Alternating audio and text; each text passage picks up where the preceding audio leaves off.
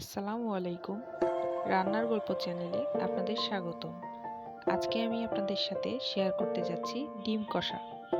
প্রথমেই কিছু তেল, একটু হলুদ এবং লবণ দিয়ে সেদ্ধ ডিমগুলোকে লাল লাল করে ভেজে তুলে নেব।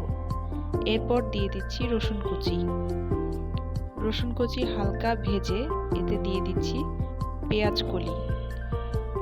পেঁয়াজ কলিটা হালকা করে ভেজে নেওয়ার পর দিয়ে দেব একটা কাটা টমেটো, স্বাদ অনুযায়ী কাঁচামরিচ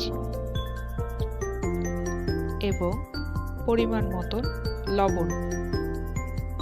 সবগুলোকে একসাথে ভালোভাবে নেড়েচেড়ে মিশিয়ে একটু নরম হলে দিয়ে দিতে হবে হলুদ গুঁড়া, মরিচ গুঁড়া।